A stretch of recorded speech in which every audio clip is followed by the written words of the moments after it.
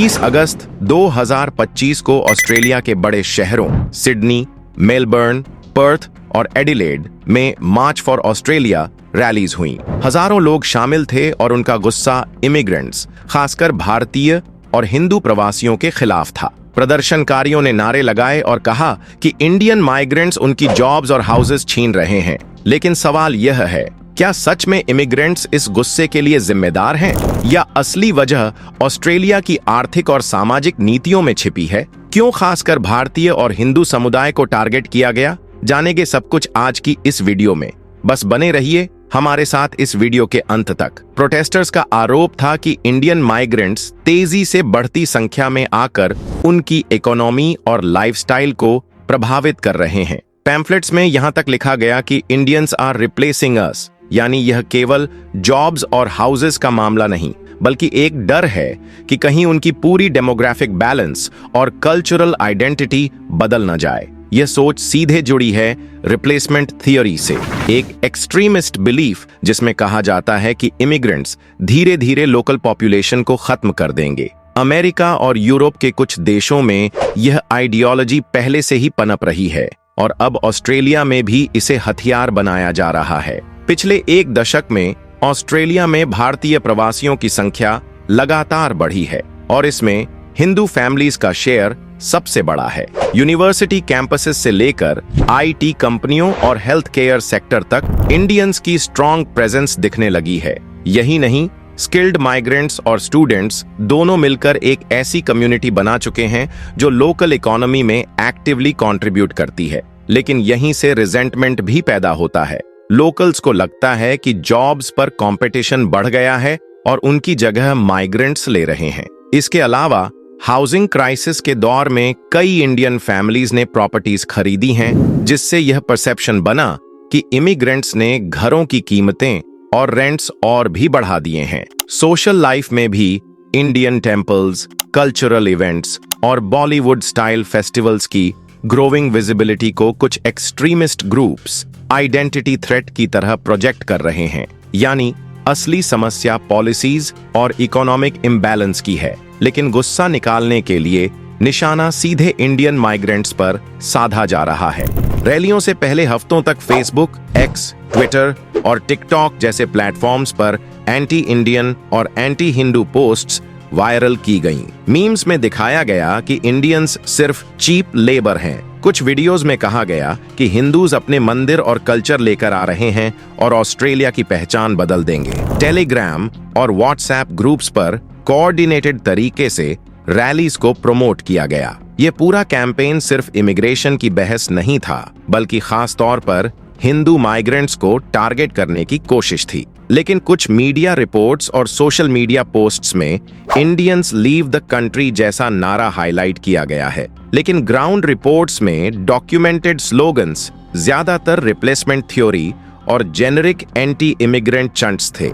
यानी मुद्दा रियल है, टारगेटिंग भी हुई, लेकिन यह स्पेसिफिक नारा एग्जैजरेशन है। इन रैलीज ने ऑस्ट्रेलिया की पॉलिटिक्स और डिप्लोमेटिक सर्कल्स दोनों में हलचल मचा दी। जिस तरह से इंडियन माइग्रेंट्स, खासकर हिंदू फैमिलीज को निशाना बनाया गया, उसने सरकार को तुरंत रिएक्ट करने पर मजबूर कर दिया। प्रधानमंत्री एंथनी अल्बानीज ने रैलीज को साफ तौर पर एक्सट्रीमिस्ट गट्ठर्स कहा और कहा कि ऑस्ट्रेलिया एक मल्टीकल्चरल डेमोक्रेसी है, यहाँ किसी भी कम्युनिटी को डराने धमकाने की इजाजत नहीं दी जाएगी। उन्होंने ये भी जोड़ा कि माइग्रेंट्स ने ऑस्ट्रेलिया की इकोनॉमी और सोसाइटी को मजबूत बनाया है और उनका सम्मान करना हर सिटीजन की जिम्मेदारी है। ऑस्ट्रेलियन ह्यूमन राइट्स कमीशन ने रैलीज पर चिंता जताते हुए कहा कि यह ओपन हेट स्पीच और डिस्क्रिमिनेशन की कैटेगरी में आता है। उनका कहना था कि हाउसिंग या अनएम्प्लॉयमेंट जैसी सिस्टेमिक प्रॉब्लम्स का ब्लेम इमिग्रेंट्स पर डालना बेहद खतरनाक ट्रेंड है। वहीं सिडनी और मेलबर्न के कुछ लोकल मेयर्स ने इंडियन कम्युनिटी के साथ सॉलिडेरिटी दिखाई और पब्लिक इवेंट्स में जाकर साफ कहा कि इंडियंस हमारे शहरों की ग्रोथ का अहम हिस्सा है और उन्हें असुरक्षित महसूस नहीं होना चाहिए। कैनबरा स्थित इंडियन हाई कमीशन ने तुरंत ऑस्ट्रेलियाई सरकार से सुरक्षा और क्लैरिटी की मांग की। आधिकारिक बयान में कहा गया कि इंडियन डायस्पोरा ऑस्ट्रेलिया की सक्सेस स्टोरी का हिस्सा है और किसी भी तरह का हेट ड्राइविंग टारगेटिंग दोनों देशों के रिश्तों के लिए नुकसानदेह हो सकता है। इंडियन डिप्लोमैट्स ने यह भी याद दिलाया कि 2009 से 2010 में स्टूडेंट अटैक्स के वक्त भी रिलेशंस काफी टेंस हो गए थे और अब फिर से वही हालात बनने देना ठीक नहीं होगा।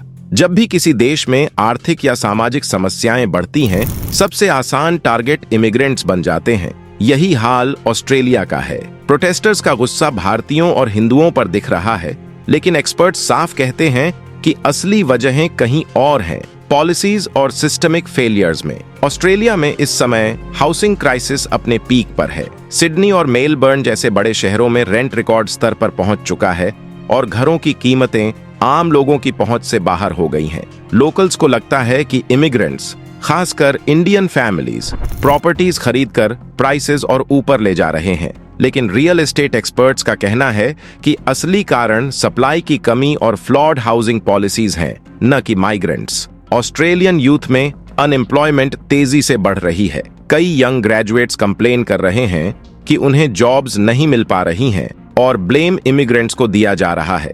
लेकिन रिसर्च बताती है कि माइग्रेंट्स अक्सर उन इंडस्ट्रीज में काम करते हैं जहां लोकल्स जाना ही नहीं चाहते, जैसे एज्ड केयर, आईटी सपोर्ट या रीजनल एरियाज की स्किल्ड जॉब्स। फिर भी परसेप्शन यही है कि इंडियंस जॉब्स छीन रहे हैं। गैस, इलेक्ट्रिसिटी, फूड और ट्रांसपोर्ट, हर चीज की कीमतें लगातार बढ़ रही हैं। कॉस्ट ऑफ लिविंग इतना ऊपर चला गया है कि मिडिल क्लास फैमिलीज भी स्ट्रगल कर रही हैं। पॉलिटिशियंस और एक्सट्रीमिस्ट ग्रुप्स इस फ्रस्ट्रेशन को इमिग्रेंट्स की ओर मोड़ देते हैं ताकि असली पॉलिसी फेलियर्स पर डिस्कशन कम हो जाए। असल में इमिग्रेंट्स को ब्लेम करना सिर्फ कन्वीनियंट स्ट्रैटेजी है। हाउसिंग, जॉब्स और इन्फ्लेशन का असली कारण सरकार की पॉलिसीज और ग्लोबल इकोनॉमिक स्लोडाउन है।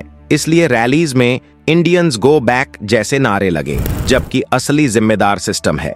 ऑस्ट्रेलिया में यह पहली बार नहीं था। 2009 से 2010 में मेलबर्न और सिडनी में इंडियन स्टूडेंट्स पर कई रेशियल अटैक्स हुए, जिनमें ट्रेन और बस स्टेशंस पर हमले, लूट और रेसिस्ट स्लर्स शामिल थे। इसने इंडियन डायस्पोरा को डराया और ऑस्ट्रेलिया की इंटरनेशनल छवि खराब की। भारत सरकार ने विरोध जताया, प्रोटेस्ट्स हुए और दोनों देशों के फॉरेन मिनिस्टर्स को डैमेज कंट्रोल करना पड़ा। ऑस्ट्रेलियन गवर्नमेंट ने एक्स्ट्रा पुलिस और स्टूडेंट सेफ्टी मेजर्स लागू किए। इन अटैक्स का सीधा असर इंडिया ऑस्ट्रेलिया रिलेशंस और एजुकेशन सेक्टर पर पड़ा। कई स्टूडेंट्स ने ऑस्ट्रेलिया की बजाय कनाडा, यूके और यूएस जाना शुरू किया, जिससे यूनिवर्सिटीज को फाइनेंशियल नुकसान हुआ।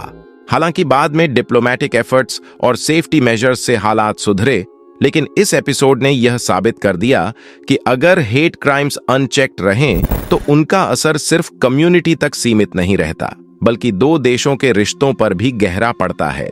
ऑस्ट्रेलिया की हालिया हेट रैलीज सिर्फ एक कम्युनिटी के खिलाफ नहीं थीं, बल्कि बढ़ती इन्फ्लेशन, हाउसिंग क्राइसिस और बेरोजगारी जैसी सिस्टेमिक समस्याओं का नतीजा है। इमिग्रेंट्स को ब्लेम करना आसान है, लेकिन असली समाधान पॉलिसी सुधारने में है। इंडिया ऑस्ट्रेलिया रिलेशंस के लिए यह टेस्टिंग मोमेंट है, इसलिए सरकार को कड़ी कार्रवाई के साथ यह संदेश देना चाहिए कि माइग्रेंट्स इस देश की ग्रोथ स्टोरी का हिस्सा हैं। अंत में असली लड़ाई इमिग्रेंट्स से नहीं, बल्कि सिस्टम की कमियों से है। अगर आपको यह वीडियो जानकारीपूर्ण लगी हो तो इसे लाइक जरूर करें, अपने दोस्तों के साथ शेयर करें और चैनल को सब्सक्राइब करना ना भूलें। जय हिंद।